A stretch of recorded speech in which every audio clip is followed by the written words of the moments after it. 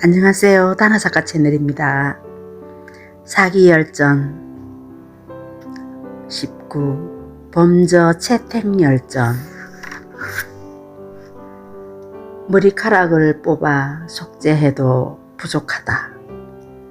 범저가 이미 진나라 재상이 되었지만 진나라에서 그를 장록이라고 불렀기 때문에 위나라에서는 이를 모르고 범저가 오래전에 죽은 줄로 생각했다. 위나라는 진나라가 곧 동쪽으로 한나라와 위나라를 치려 한다는 말을 듣고 수고를 진나라에 사신으로 보냈다. 범저는 이 소식을 듣고 자기 신분을 숨기고 다 떨어진 옷을 입고 남몰래 숙소로 가서 수고를 만났다. 수고는 범저를 보자 놀라며 말했다. 범숙은 그동안 병고가 없었소? 범저가 웃으면서 말했다. 그렇습니다. 수고가 말했다. 범숙은 진나라에서 유세를 하고 있소? 범저가 대답했다. 아닙니다. 저는 전날 위나라 재상에게 죄를 짓고 도망쳐 왔는데 어찌 감히 유세를 할 수 있겠습니까? 수고가 물었다. 지금 범숙은 무슨 일을 하고 있소? 범저가 대답했다. 남의 집에서 날품을 팔고 있습니다. 수고는 마음속으로 불쌍히 여겨 범저를 자리에 앉혀 함께 음식을 나눠 먹으면서 이렇게 말했다. 범숙이 결국 이렇게 딱한 신세가 되었단 말이요. 그러고는 자기의 두꺼운 명주 소못 한 벌을 내주고 다시 이렇게 물었다. 진나라의 재상은 장선생이라고 하던데 당신도 알고 있어? 나는 장선생이 왕의 총애를 받고 있었어. 천하의 모든 일이 재상의 손에서 결정된다고 들었소. 혹시 재상과 친한 사람을 모르오?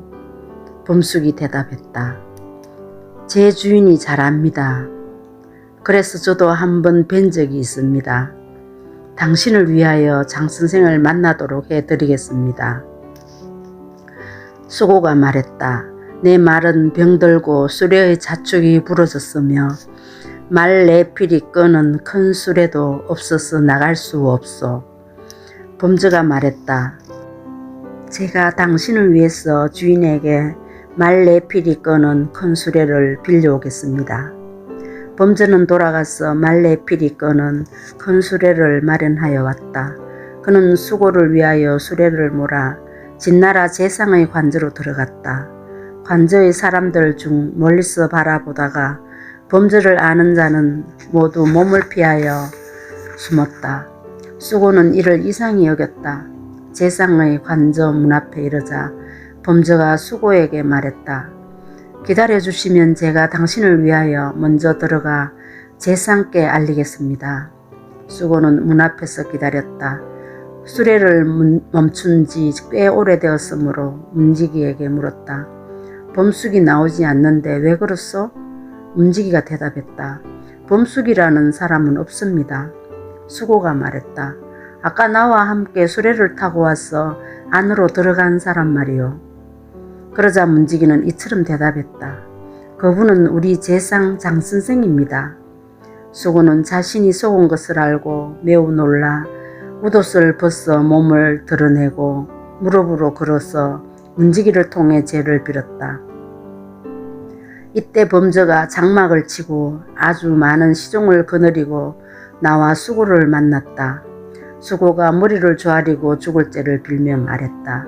저는 당신께서 당신 힘으로 이처럼 출세하리라고는 미처 생각지 못했습니다.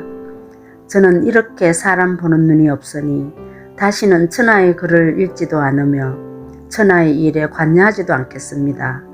저의 죄는 솥에 삶아 주고 마땅하지만 스스로 북쪽 오랑캐 땅으로 물러가게 해 주십시오. 부디 살려주십시오. 범저가 말했다. 내 죄가 얼마나 되는지 아느냐? 수고가 대답했다. 제 머리카락을 모두 뽑아 속죄해도 오히려 부족합니다. 범저가 말했다. 내 제목은 3가지이다. 옛날 초나라 소왕 때 신포서가 초나라를 위하여 오나라 군사를 물리쳤으므로 초나라 왕이 그를 형 땅의 5천호에 봉하려 했으나 포스는 사양하고 받지 않았다. 그것은 조상의 무덤이 형에 있기 때문에 오나라 군대를 물리쳤을 뿐 초나라를 위해서 한 일이 아니라고 생각했기 때문이다. 지금 내 조상의 묘는 위나라에 있어 위나라를 배반할 생각은 없다. 그런데 너는 예전에 내가 제 나라와 내통한다고 여겨 나를 위제에게 모함했으니 이것이 내 첫 번째 죄이다. 위제가 나를 욕보이기 위하여 변소에 두었을 때 너는 그것을 말리지 않았으니 이것이 내 두 번째 죄이다. 위제의 빈객들이 취하여 번갈아가며 내게 오줌을 누었으나 너는 모르는 척했으니 이것이 세 번째 죄이다. 그러나 오늘 내가 죽음을 당하지 않는 이유는 두터운 명주 소못을 주면서 애정을 그리워하는 마음이 있었기 때문이다. 그래서 너를 용서한다. 이렇게 말을 끝냈다. 범저는 궁궐로 들어가 소왕에게 보고하고 수고를 숙소로 돌려보냈다. 수고가 범저에게 작별 인사를 하러 가자 범저는 크게 잔치를 열고 각국 제후의 사신을 불러 대청 위에 앉아 많은 음식을 대접했다. 그러나 수고만은 대청 아래에 앉히고 그 앞에 말죽을 놓고 이마에 먹물을 넣은 2명 사람에 끼어 말처럼 먹게 하고는 잘못한 일을 나열하며 꾸짖고 이렇게 말했다.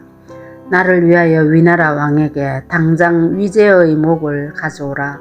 그러지 않으면 나는 곧 수도 대량을 치겠다 라고 말하시오. 수고는 돌아와 위제에게 이 사실을 알렸다. 위제는 두려워 조나라로 달아나 평원군 집에 숨었다.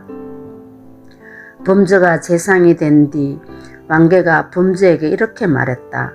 예측할 수 없는 일이 3가지 있고 어떻게 할 수 없는 일이 3가지 있습니다.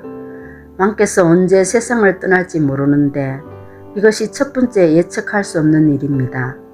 당신이 갑자기 관사를 버리고 세상을 등질지 모르니 이것이 두 번째 예측할 수 없는 일입니다. 제가 어느 날 구덩이에 빠져 죽을지 모르니 이것이 세 번째 예측할 수 없는 일입니다. 갑자기 국왕께서 돌아가시면 당신이 저를 왕에게 추천하지 않는 것을 탄식해도 어쩔 수 없습니다. 당신이 관사를 버리고 세상을 등지는 경우 저를 등용하지 않는 것을 탄식해도 그때는 어쩔 수 없습니다. 제가 갑자기 구덩이에 빠진다 해서 탄식해도 그때는 어쩔 수 없습니다. 범저는 불쾌하지만 궁궐로 들어가 왕에게 말했다.